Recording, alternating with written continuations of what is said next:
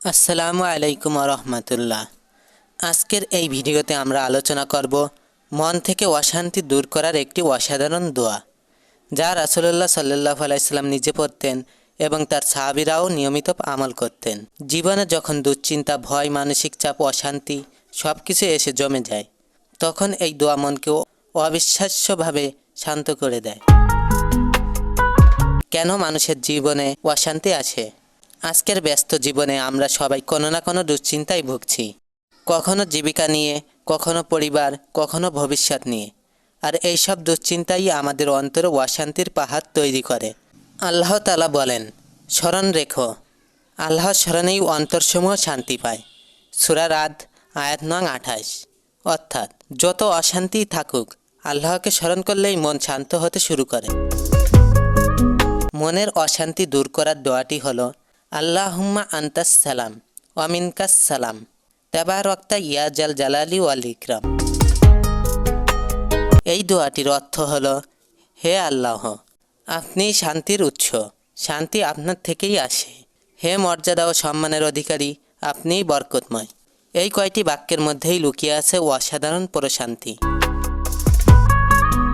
এই দোয়াটির ব্যাখ্যা হলো, আনতাস সালাম, আপনি শান্তির উৎস। এখানে বলা হচ্ছে, আমরা যেই শান্তি চাই সেটা পৃথিবীর কারো কাছে নেই। প্রকৃত শান্তি শুধু আল্লাহর কাছেই। ওয়া মিনকাস সালাম, শান্তি আপনার থেকেই আসে।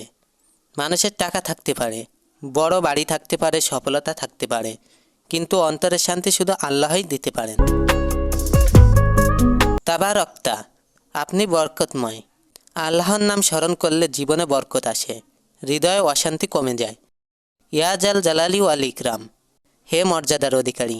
এটা বলে আমরা আল্লাহর সামনে বিনয় প্রকাশ করি। যিনি সম্মানের মালিক, তিনি আমাদের সব সমস্যা সহজ করতে পারেন। কখন এই দোয়া পড়া উচিত? এই দোয়াটি বিশেষভাবে পড়া হয় ফজরের নামাজের পর, দুশ্চিন্তা বা উদ্বেগ এলে, ঘুমানোর আগে, মন ভেঙে গেলে, হঠাৎ অশান্তি বা ভয় পেলে। এটা নিয়মিত আমল করলে মন নরম হবে, হৃদয় হালকা হবে, পানির মতো ঠান্ডা এবং প্রশান্তি নেমে আসে।